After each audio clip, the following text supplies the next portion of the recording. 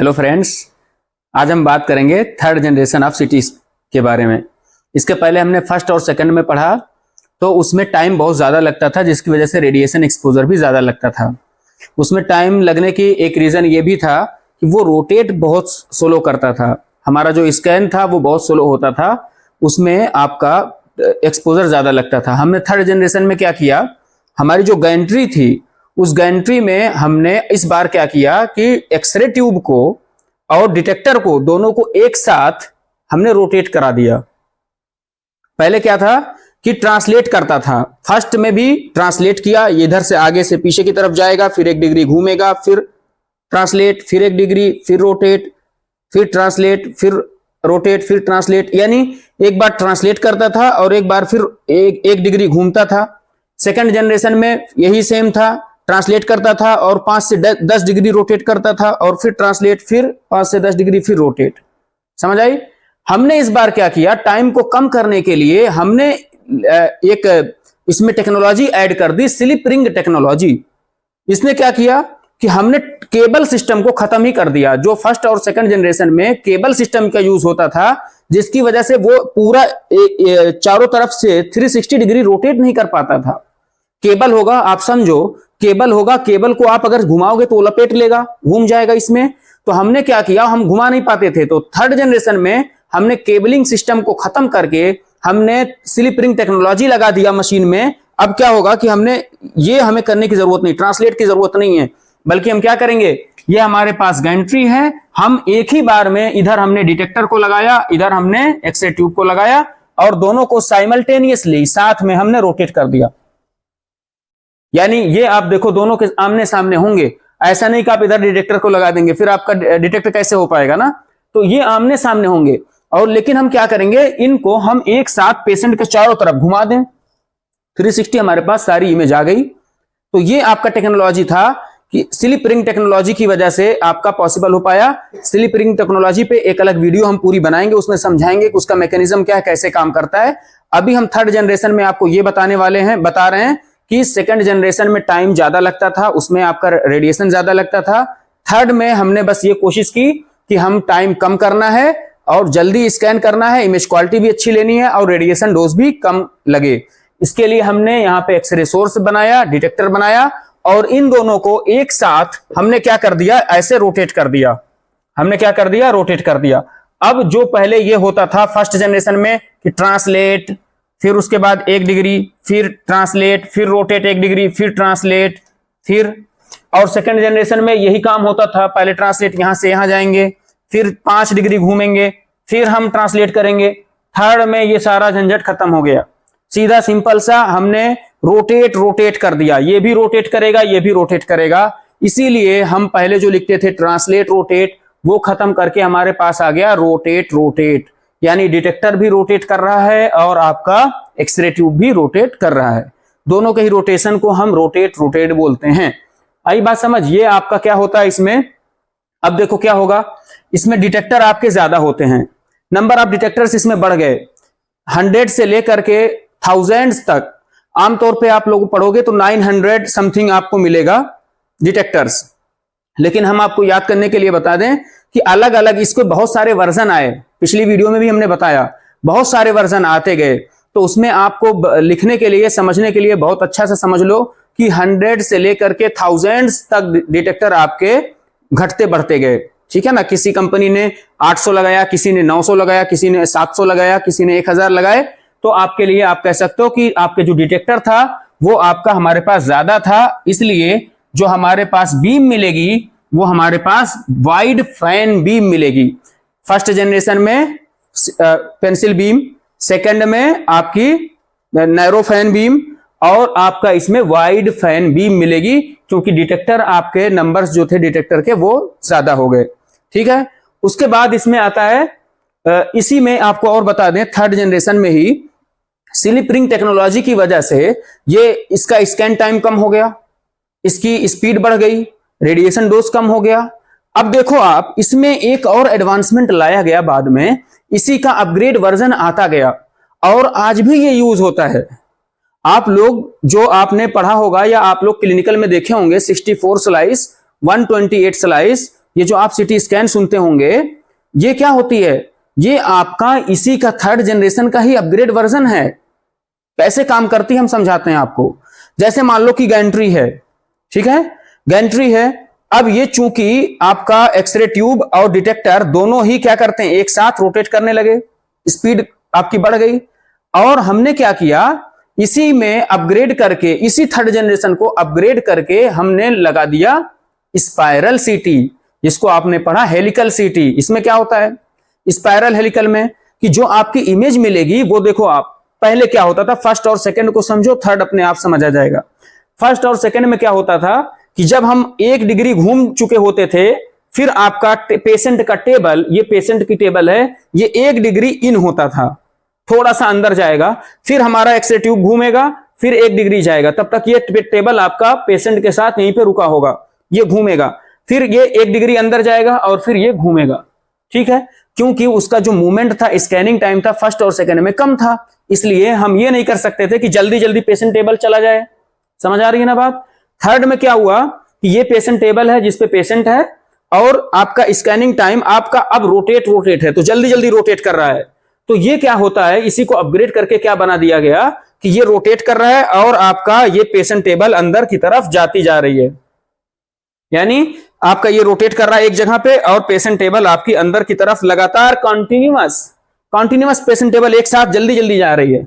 ऐसा नहीं हो रहा कि एक स्कैन ले लिया फिर एक स्लाइस के लिए हम अंदर इन पेशेंट को नहीं कर रहे हैं, लगातार कॉन्टिन्यूअस पेशेंट टेबल इन की तरफ जा रही है। इसीलिए आपको जो इमेज मिलती है वो कुछ इस तरीके की मिलती है, ऐसे करके, यानी कि आपका ये जैसे हम हाथ बनाएं और आपको बोलें कि ये आपको हमने इमेज जो लिया वो इस डायरेक्शन में ऐसे करके लिया, स्पाइरल।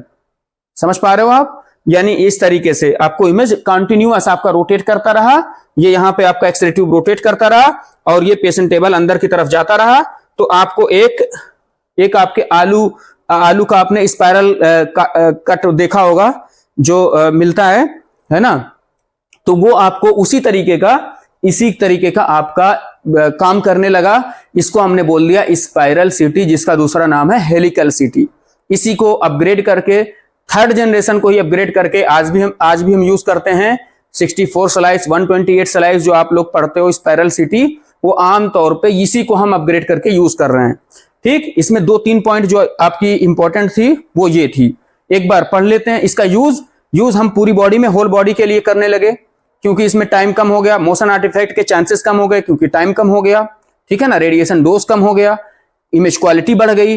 ये सारी चीजें एक बार हम यहां पे देख लेते हैं। क्या है, लेट 1970s में आपका आया, उसके बाद वाइड फैन बीम हमको मिला, फिर उसके बाद ये इसके फायदे क्या मिले, that covers entire cross section of the patient in one rotation, एक ही बार रोटेट करेगा और पूरी बॉडी को पूरी को कवर कर लेगा एक ही रोटेशन में। ये आपको मतलब इस तरीके से आपको ट्रांसलेट नहीं करना है, इसमें नो ट्रांसलेशन। ठीक, डिटेक्टर्स आपके 100 to 1000 arrange in an arc, ये आर्क एक तरीके से, या इसी को अगर आप बढ़ा दो तो शायद ये यहां से लेके यहां तक आ जाए, यानी सेमी सर्कल बन जाए। तो आर्क के फॉर्म में या आपको सेमी सर्कल के फॉर्म में डिटेक्टर्स को हमने यूज करा। ठीक है, जो इसका टाइप था वो रोटेट था, क्योंकि आपका डिटेक्टर और ये दोनों ही एक साथ में साइमल्टेनियसली रोटेट करने लगे। ठीक है, और ये कैसे पॉसिबल हो पाया, स्लिप रिंग टेक्नोलॉजी की मदद से हो पाया। स्लिप रिंग टेक्नोलॉजी क्या है कि इसमें आपके चारों तरफ से हम कुछ सिग्नल्स को कलेक्ट करने का हम अरेंज करते हैं, वो हम अलग वीडियो में बताएंगे। इसमें केबलिंग सिस्टम खत्म हो जाती है, केबल का यूज नहीं करते हैं, जिसकी वजह से पॉसिबल हो पाता है कि 360 इजिली रोटेट कर पाए। ठीक है, ये आपका स्लिप रिंग टेक्नोलॉजी है। इसमें क्या होता था, X-ray tube and curved detector, ये आपके जो डिटेक्टर्स हैं ये आपके क्या हैं, rotate simultaneously around the patient के चारों तरफ आपकी गैंट्री में उधर रोटेट कर रहे हैं। ठीक है, फिर उसके बाद है नो ट्रांसलेशन, इसमें ट्रांसलेशन का प्रोसेस खत्म हो गया। फिर आपका scan time less than 10 second पर स्लाइस। ठीक है ना, आप कोरिलेट करते रहिए। आपका जो पहला था, जो आपकी फर्स्ट जनरेशन थी, उसमें लगभग 5 से 6 मिनट लगता था एक स्लाइस को टेक करने के लिए। फिर आपका सेकंड जनरेशन में 5 गुना कम हो गया, मिनिमम 5 गुना। तो उसमें आपको लगभग 1 से 2 मिनट लगने लगे, अभी इधर देखो 10 सेकंड लग रहे हैं। ठीक है ना, सारी जनरेशन को एक साथ आप कंपेयर करके पढ़ेंगे, बहुत अच्छा याद रहने वाला है। Letter system introduce spiral helical CT enabling full body scan in seconds, जो आज हमने आपको बताया कि आजकल जो हम यूज करते हैं, इसी को अपग्रेड वर्जन बना के, अपग्रेड करके इसी में हम कुछ चीजें इंट्रोड्यूस करके और हम इसका यूज कर रहे हैं। इसीलिए हमने बोला कि कोई भी जनरेशन जो आती है वो एक फिक्स्ड नहीं होती, हम उसमें कुछ एक्स्ट्रा ऐड करके उसके हम लॉन्च करते रहते हैं। जैसे आप लोग फोन में देख लो, एक फोन आता है 4G आया, या आपको कोई देखते हो कोई सीरीज आती है, उसमें फिर कई सारे फोन आते हैं, कई सारी चीजें आती है, चाहे लैपटॉप हो, फोन हो, सारे में ऐसा ही होता है। ठीक है, तो इसमें टाइम कम हो गया। फिर एप्लीकेशन यूज कहां करोगे, यूज करने के लिए आपका enable whole body imaging widely use for head, chest, abdomen, spine, trauma etcetera, हर बॉडी के हर पार्ट में आप कर सकते हो। ठीक है, क्योंकि स्पाइन आपका जो स्कैन टाइम है वो कम हो गया। फिर आपका है एडवांटेजेस क्या है इसके, फास्ट स्कैनिंग टाइम, बहुत जल्दी स्कैन करता है, हाई क्वालिटी इमेज देता है, इमेज का जो रिजोल्यूशन है, जो इमेज की क्वालिटी है वो बहुत अच्छी रहने वाली है, और फीवर मोशन आर्टिफैक्ट, क्योंकि जल्दी स्कैन कर लेता है तो पेशेंट को ज्यादा प्रॉब्लम नहीं होती, वो इतना मोशन नहीं कर पाता, तो मोशन आर्टिफैक्ट से भी बच जाते हैं। मोशन आर्टिफैक्ट आमतौर पे 2 तरीके के होते हैं, आर्टिफैक्ट वाली वीडियो में ज्यादा डिटेल में हम बात करेंगे। इसमें आपका क्या होता है, एक होता है बॉडी के अंदर का मोशन, एक होता है बॉडी के बाहर का, फिजिकली मोशन, पेशेंट हिल रहा है, एक है कि हार्ट और आपके एब्डोमिनल ऑर्गन्स, तो इन सब में भी किसी में भी आपका मोशन जो होता है वो अगर टाइम कम हो जाता है तो जो मोशन आर्टिफैक्ट के चांसेस भी कम हो जाते हैं। फिर उसके बाद लिमिटेशन क्या है कि रिंग आर्टिफैक्ट, ये बहुत इंपॉर्टेंट है, ring artifact caused by malfunctioning और miscalibration of detector, since each detector always collect data of each radius. ये क्या चीज है, ये आपका क्या रिंग आर्टिफैक्ट क्या है कि जब हमने इसको रोटेट करते हैं, इस पे भी हम रिंग आर्टिफैक्ट पूरा एक वीडियो बनाएंगे, इसको आपको बताएंगे। अभी यहां पे थोड़ा सा ये बता देते हैं कि जब हमने 3rd जनरेशन में हम इसको लॉन्च किए स्लिप रिंग को, तो प्रॉब्लम ये आया कि अगर कोई, जैसे यहां पे मान लो हमने ढेर सारे ये हमने लगा दिए डिटेक्टर, ये एक डिटेक्टर बीच में ये वाला जो डिटेक्टर था ये खराब हो गया, मिसकैलिब्रेशन हो गया, काम नहीं कर रहा था एक डिटेक्टर। ठीक है, अब जो इमेज आप लोगे, जो इमेज आएगी, ये घूम रहा है, तो इस लेवल पे जो आपका आएगा, यहां पे क्या कोई आपको इमेज मिलेगी, चूंकि डिटेक्टर खराब है और हर डिटेक्टर आपके अपने एक रेडियस पे, अपने एक एंगल पे सेट है, तो इस एंगल पे जो आपका रेडियस, इस पे जो सेट है आपका डिटेक्टर, ये वाला डैमेज अगर हो गया, खराब हो गया, तो क्या इसके सामने वाला जो एनाटॉमी होगा वो आपको शो होगा, नहीं होगा। अगली बार तो क्या होगा कि मान लो कि ये आपकी एक इमेज बनाए, हम ये आपकी एक इमेज बनाए जिसमें हम रिप्रेजेंट करें इमेज कैसे मिलेगी, यहां पे डिटेक्टर खराब हुआ तो यहां पे आपको ब्लैंक मिल गया, कुछ नहीं मिला, एक रिंग जैसा मिला आपको, गोल सा ब्लैंक व्हाइट। ठीक, फिर ये आपका रोटेट करेगा, तो जब रोटेट करेगा अगली बार ये वाला डिटेक्टर यहां पे आने वाला है रोटेट की वजह से, तो यहां पे आप देखोगे अगली स्लाइस में यहां पे आपको कुछ इस एरिया में आपको ब्लैंक मिलेगा। जब 1 डिग्री और रोटेट करेगा तो ये डिटेक्टर यहां पहुंच चुका होगा, यानी ये खराब वाला डिटेक्टर मूव करके घूमेगा, तो यहां फिर अगली बार आ जाएगा, तो अगली स्लाइस में, इसी स्लाइस में नहीं, एक ही स्लाइस में सारा नहीं मिलेगा, अगली स्लाइस में ये आपको यहां पे मिल जाएगा, अगली स्लाइस में इसी तरीके से ये घूमता घूमता एक रिंग जैसा बना देता है, गोल सा, इसीलिए हम बोलते हैं रिंग आर्टिफैक्ट। इसका इलाज एक ही है, रेमेडी एक ही है, जो आपका डिटेक्टर खराब है उसको निकाल के दूसरा लगा दो। ठीक है, तो हमने इसमें क्या क्या देखा, एक बार हम ओवरव्यू 2 मिनट में देख लेते हैं। इसमें हमने 3rd जनरेशन बहुत इंपॉर्टेंट है, इसमें हमने देखा कि पहली बात तो ये रोटेट होता है, जिसमें डिटेक्टर और आपका जो एक्स-रे ट्यूब है दोनों रोटेट करते हैं, और ये रोटेट इसलिए पॉसिबल हो पाया क्योंकि इसमें केबलिंग सिस्टम को हटा करके हम स्लिप रिंग टेक्नोलॉजी को ले आए। तो जब स्लिप रिंग टेक्नोलॉजी आया तो उसका एक डिसएडवांटेज ये भी आया कि अगर ये डिटेक्टर एक खराब हो गया तो प्रॉब्लम आई कि रिंग आर्टिफैक्ट आ सकता है। फिर लेकिन इनके फायदे क्या हुए कि इसी को अपग्रेड करके हमने बाद में, चूंकि ये कॉन्टिन्यूअस चल रहा था, 360 डिग्री कॉन्टिन्यूअस रोटेट कर रहा था, रोटेट था, तो स्पाइरल और हेलिकल सीटी भी पॉसिबल हो पाया। ठीक है, फिर इसके एडवांटेज आए कि हम होल बॉडी स्कैन कर सकते थे, मोशन आर्टिफैक्ट कम हो गया, दूसरे आर्टिफैक्ट्स कम हो गए, और आपका जो है इमेज क्वालिटी अच्छी आ गई। तो ये सारे आपके हैं, आप देख सकते हो, किसी को कोई चीज ना समझ आई हो या पुरानी वीडियो ना समझ आई हो, आप जाके वहां पे विजिट करिए, आप देख सकते हैं। किसी को कोई डाउट हो कमेंट में पूछ सकते हैं। मिलते हैं नेक्स्ट वीडियो में। Thank you.